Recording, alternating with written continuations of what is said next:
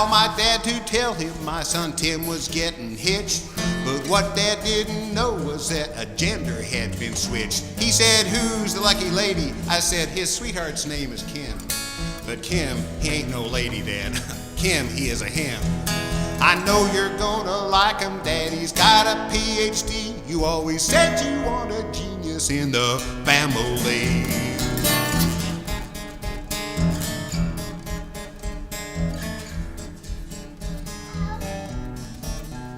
Dad paused a pause, breathed a breath, and said, "Well, that's okay.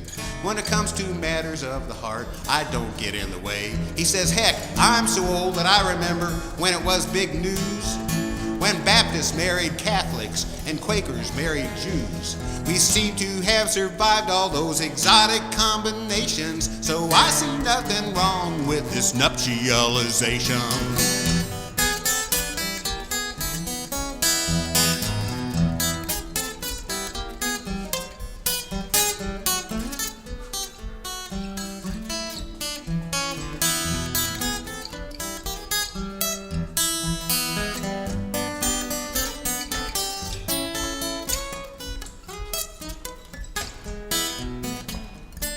We talked into the night. I could see where this was heading. It was clear that Dad was warming to this Tim and Kim wedding. He says, "I can hardly wait until the next big family meal. We'll put Tim and Kim on either side of that old fart Uncle Neil.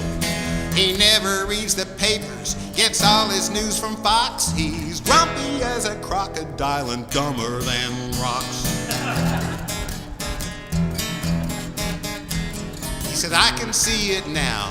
We're gonna cook his goose. We'll sizzle that old fogey in his own stupid juice. I can almost hear him now. What next? A stapler and a fly? A hole punch and a cow? December and July?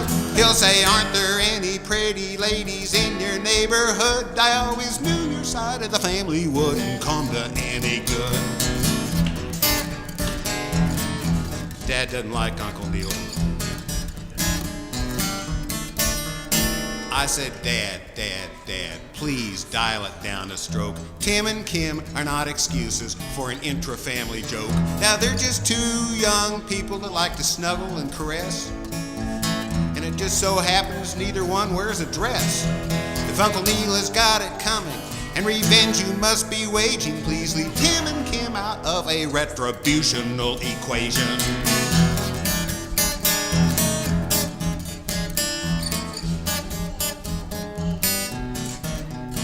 Well, Kim, he married Tim, and Uncle Neil, he turned about. He found out Kim likes blackjack and enjoys a boys' night out. So every Friday, Neil and Kim drive out to the casino, and later, all three share a glass of chilled Pinot Grigio. There's really nothing better than to sit and drink and talk. Let's chalk one up for progress through whatever door it walks. Familiarity may be contempt, it's true, but it can also breed acceptance. And the family dinner table might be the best secret weapon.